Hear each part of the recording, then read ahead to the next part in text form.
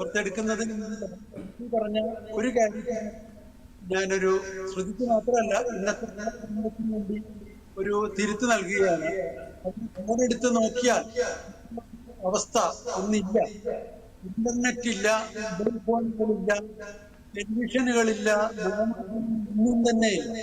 അല്ല, ശ്രുതി അത് ഇന്നത്തെ ഒരു കാലഘട്ടത്തെ ചേർത്ത് നിർത്തി പറഞ്ഞതാണ്. അന്നത് ഉണ്ടായിരുന്നു എന്നുള്ളത് അങ്ങനെ ആ ഒരു അർത്ഥത്തിലല്ല.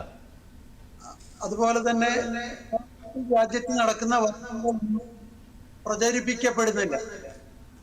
അതിനു വേണ്ടിയിട്ടാണ് കുരുക്ഷേത്രം എന്നുള്ളൊരു പ്രസിദ്ധീകരണം ലോകസംഘർഷ സമിതി, രാഷ്ട്രീയ സ്വയംസേവക സംഘം ഉൾപ്പെടെ, അന്നത്തെ ഒരു സംഘം ഉൾപ്പെടെയുള്ള എല്ലാ പ്രതിപക്ഷ രാഷ്ട്രീയ കക്ഷികളും ചേർന്നുള്ള ഒരു കോർഡിനേഷൻ കമ്മിറ്റി ആയിരുന്നു.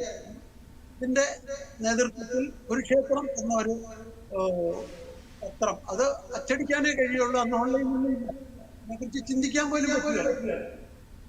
അപ്പൊ അങ്ങനെയുള്ള പത്രത്തിലൂടെയാണ് രണ്ടോ മൂന്നോ ആഴ്ച അതിലെ വാർത്തകൾ പലർക്കും കിട്ടുന്നുണ്ട്.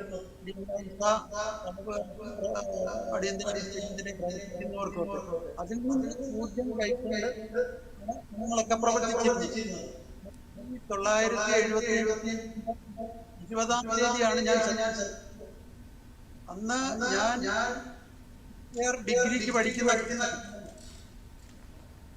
ആ വിദ്യാഭ്യാസം നേരിടുന്ന ഈ പ്രതിസന്ധിയെ പക്ഷേ കേരളത്തിലെ ഏറ്റവും ഒരാളായിരിക്കാം ഞാൻ. ഒന്നോ രണ്ടോ മാസത്തിന് എന്നേക്കാൾ ചെറുപ്പമായിട്ടുള്ളവരുണ്ടാവും. ശ്രീ പ്രേമകുമാർ, ചില സാങ്കേതിക പ്രശ്നങ്ങളുണ്ടെന്ന് ഞാൻ മനസ്സിലാക്കുന്നു.